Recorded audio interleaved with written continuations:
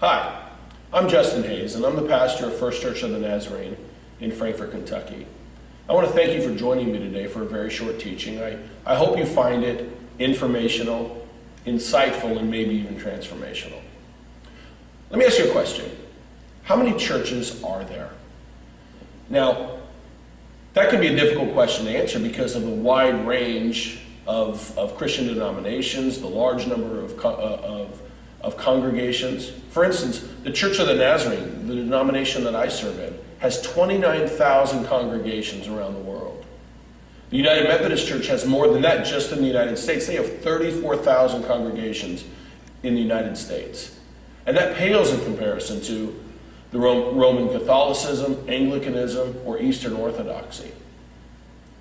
Another way to look at it might be context. For instance, Frankfurt has 80 confirmed congregations, and then in the surrounding area, as many as 250 Christian churches. So how many churches are there? What if I told you that there's only one? One church. The Nicene Creed, which was published by bishops gathered in the town of Nicaea in 325 AD to answer the question, what do Christians believe? Wrote these words: "We believe in a one holy, Catholic, and apostolic church." We believe in one church. Now, the church is described as Catholic, but that shouldn't be understood as Roman Catholic or a particular Christian denomination. The word Catholic comes from the Greek word katholikos, which means universal, whole. And the idea is that it's all-encompassing. And so when we say that the church is Catholic, what we mean is that it encompasses all Christians from all traditions, all theological perspectives, from all nations and all ethnicities. It includes all people who believe in Jesus Christ. It doesn't refer to Roman Catholic. It refers to the global Christian community. It also says that the church is holy. Now, what does that mean? It means that it's set apart from all other human institutions for the sake of Christ. Now, one way that we can understand this is through metaphor. Paul describes the church as the body of Christ. Everything included in one body with Christ as the head. John describes the church as the bride of Christ. And even Jesus uses that terminology or that imagery in some of his parables when he describes himself as the bridegroom coming to take his bride, the church. The church is holy, meaning that it is distinct from all other human institutions with a special relationship to Christ. It also says that the church is apostolic. Now, what does that mean? It means that it is founded on the teachings of the apostles, but it also means that it carries on an apostolic mission. An apostle is a herald. The word comes from the Greek term apostolos, which is an ambassador, someone who is sent, an emissary. And that's what a herald is. A herald is an emissary, especially in the ancient Near East.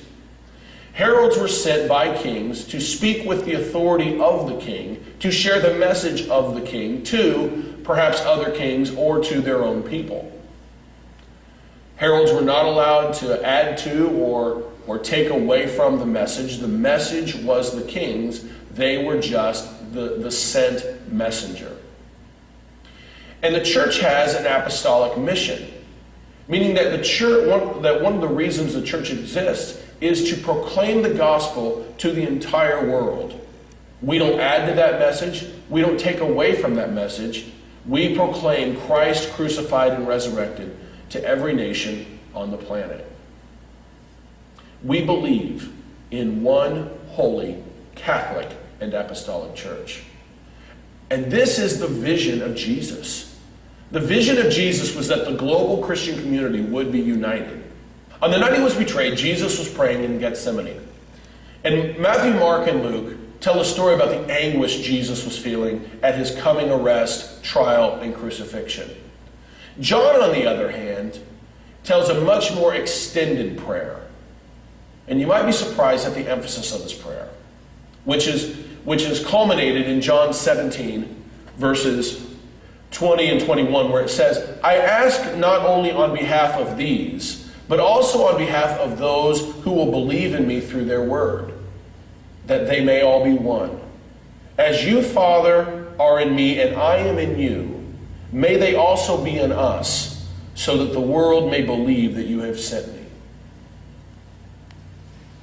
Jesus isn't just praying for his closest followers in John 17.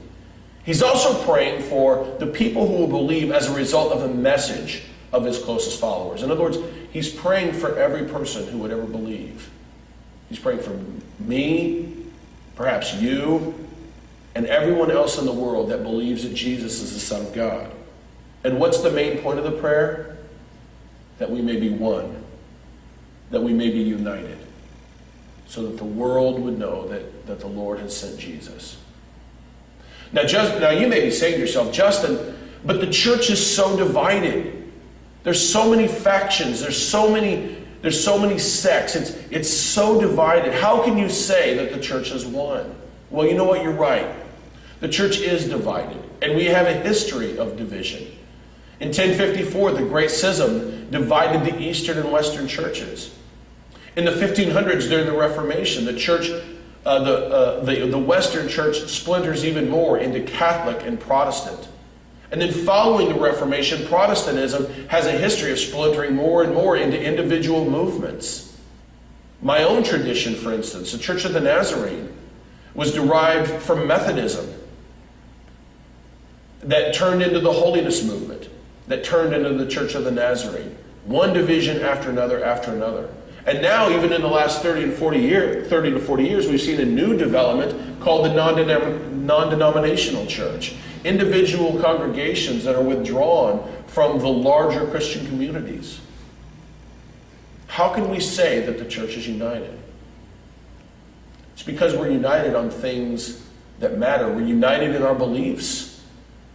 The Nicene Creed, which has served as kind of the boundaries for Christian doctrine for the last 1700 years, describes what Orthodox Christianity is about. We may disagree on the application or the actualization of those doctrines, but we don't disagree that these are the doctrines of Christianity. We're also united in our basic mission, the proclamation of Jesus Christ around the world.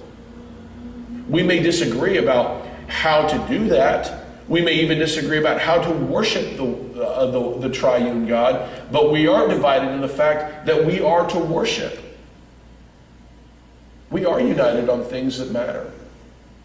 And we're divided on things that are secondary and tertiary matters. And as a result, we have this ancient maxim that appears in both Catholic and Protestant writings about how to relate to one another in this one holy Catholic and Apostolic Church. And it goes like this: in necessary things, unity; in doubtful things, liberty; but in all things, charity. We believe in one holy Catholic and Apostolic Church. One church, the body of Christ, the bridegroom, or the bride awaiting the bridegroom. One holy Catholic and Apostolic Church. Sure, we're divided on things that aren't essential. We are divided on secondary and tertiary matters. But we are united in the central doctrines that make us Christian. We're united in the basic mission of the church, which is to proclaim the risen Jesus around the world. And we are united in the fact that we worship the triune God above all others. We believe in one holy Catholic and Apostolic Church. And as a result of that, the Christian community is united. Thank you for joining me today. I hope you found this teaching insightful. I hope you found it transformational. If you have any questions or comments, we would love to hear from you.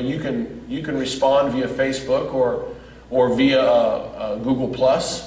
You can also tweet questions to me at RevJLHayes. That's at RevJLHayes.